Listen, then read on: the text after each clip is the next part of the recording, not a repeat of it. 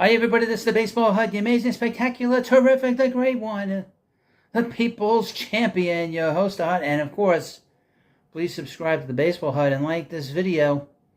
So we're going to talk about, as you can tell, we're going to talk about, based on the title, Mets first baseman Pete Alonso. He's been talked about a lot, obviously, the last week or so, because, you know, there was rumors that he was going to be put on the trading block, and the Mets were going around asking, "Are you interested? Do you want him?" You know, they were asking teams, trying to find out what his value is, supposedly. But his value is never as high as it would be with the Mets. His value with the Mets is the highest with any team. So with any team that would ever to trade him, supposedly in the future, it would never be as high as it is with the Mets. That's just how it is. Because we've seen him be developed, we've seen him, go through his ups and downs, and obviously had one of the worst slumps of his career this past June, which contributed to the Mets basically bottoming out and contributing to them trading Justin Verlander, Max Scherzer, Mark Canha, Tommy Pham, David Robertson. So that his slump precipitated the move of them basically saying, we're done for 2023. We're done for the last 2 months. But the last 27 games, he's seen the light of day. He's starting to wake up. And I guess in those 27 games, he's got over 20 RBIs. He's got 15 home runs in that time. And his last 5 games, he's hit 4 home runs with 10 RBIs, going 6 for 17. Now, people have been complaining a lot about Pete, and rightfully so, because he had such a horrible June, just completely wrecked the whole Mets season. But power hitters are funny because they go through these stretches where they look terrible, and then all of a sudden it's like a light goes on, and that light's been on over the last 3 weeks. And if you notice, the Mets play has picked up. They haven't gained any ground in the wild card, but because they moved these big pitchers and these big players off this team, the Mets don't have a closer. And I will say this about that ninth inning last night. Adam Ottavino has the biggest balls in creation. When this guy, who has not pitched as well as he did last year, has the nerve to say, I can't believe this, when Buck took him out in the ninth inning, when he couldn't find the strike zone against the Cubs. And he had to bring in Bickford. And Bickford, I'll tell you, he's got a live arm. You know, he was a prospect with the Dodgers for a few years before he got his call up. And he's had mixed results in the major leagues, but he's got a live arm. And it got a little hairy that ninth inning, but he got out of it, and the Mets won the game. But I just wanted to say that about Ottavino, because Ottavino had some balls saying what he said when Buck took him out. Totally unprofessional. And you want to know why this team sold?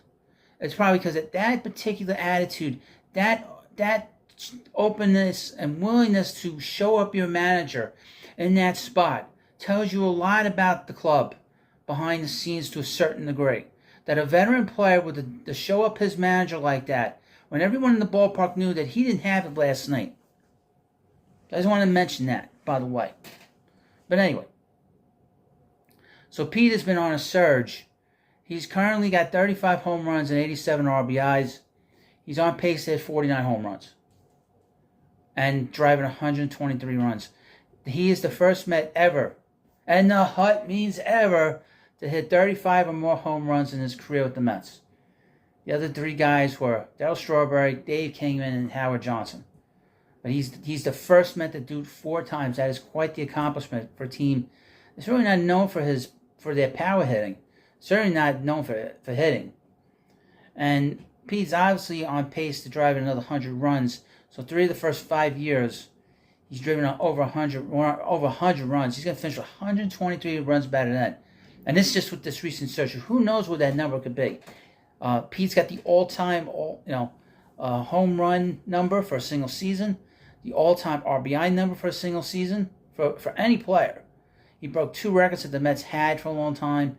He broke Carlos Beltran's record of home runs in a season. And, of course, he broke the RBI total that Mike Piazza had. So he has been breaking records. Now, He's going to be a free agent. He's going to be a free agent after next season. And you have to ask yourselves, are the Mets going to give him more years in a contract? The money's not going to be a problem, but are the Mets willing to give him a contract? Now, he will be turning 29 years old in December. So he will spend his age 29 to 30 with the Mets next year, understanding that they are not going to be a top 5 World Series contending team. They said they're going to be a competitive team. They're going to put a team on that's probably going to win probably 80 games, 80 to 85 games, but not be a World Series team going into the season. Never know what happens in season with the Mets play. But is Pete willing to sacrifice next season not winning, getting a big contract with the Mets, and then in 2025 really taking the next step? And also at the same time, are the Mets willing to pay him, knowing that he's going to be 30 years old, going into a new contract? And how many years are they willing to give him? Are they going to give him an 8-year deal? That's a possibility. They're going to give him a 10-year deal. I would not give him a 10-year deal. 8 years to me is pushing it. I mean, and I can see the Mets probably taking this to the edge with him, in terms of they will take this to the end of next season, and then after the season sign him.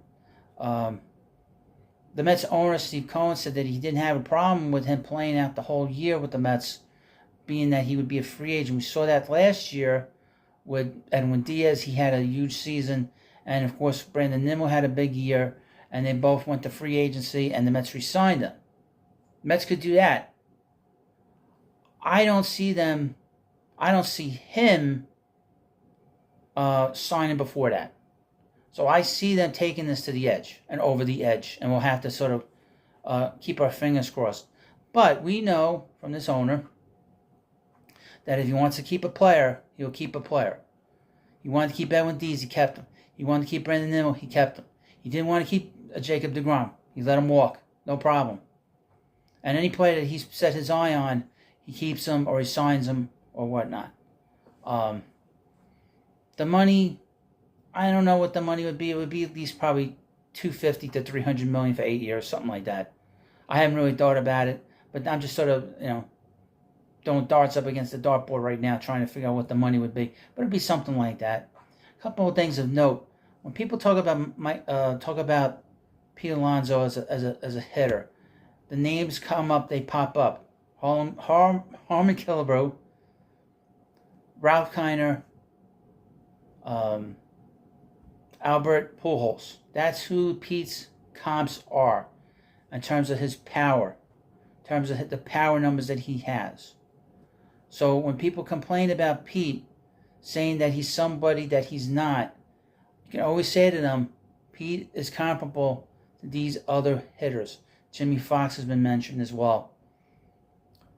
A couple other things about Pete's numbers through his career. They mentioned this: over 60 games, Pete has either hit a home run that's put the Mets in a tie in a game or put them in the lead. That is significant. That tells you that he's tough late in the game. What was 2019 most remembered for? Not just because of the 53 home runs he hit. And he is the first Met to ever hit 50 home runs. Never ever, don't forget that. No Mets ever hit 50 home runs until Pete Alonso came along. But what was the thing people remembered about that season? All the home runs that Pete hit late in the game from the 7th inning on. How many big hits, he's got the most walk-offs in Mets history. So he is a clutch hitter, but he needs a little more help in this lineup. I think we can sort of agree he needs protection. He did not have protection this year. We know that. He had nobody behind him this year. Nobody of note. Which I blame a big part of why he had such a terrible June. So just keep that in mind. And plus the team had struggled so poorly, he took a lot upon himself to do better and to do more. Sometimes you do more, you get less out of it. So I just wanted to get those statistics out there because I think it is important for people to understand that Pete is a excellent home run hitter. He's the best home run hitter in the game, and he's severely underrated as a home run hitter. he gets overlooked because of Horseface over in the Bronx, who, by the way, cannot stay on the field. A couple other things. Pete is very durable.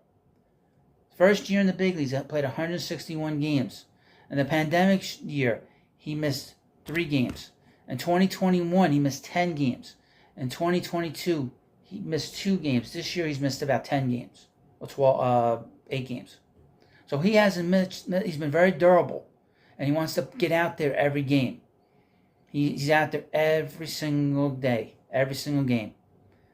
Now, we'll see what will happen. Hopefully, we keep our fingers crossed. The Mets hold on to him, re-sign him. Don't want to lose him. Want him to be a Met for the rest of his career. That's my take on it. I know I've done a lot of videos talking about what you could get for Pete, but it's just talk. But the reality is I want the Mets to keep him because he's the best power hitter the Mets have ever had. He's doing things that Darryl Strawberry never did.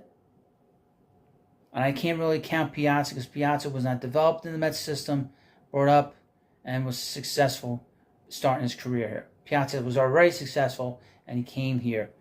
And really, he's more comparable to Piazza, and Piazza more comparable to him than it is to any other hitter the Mets have ever had.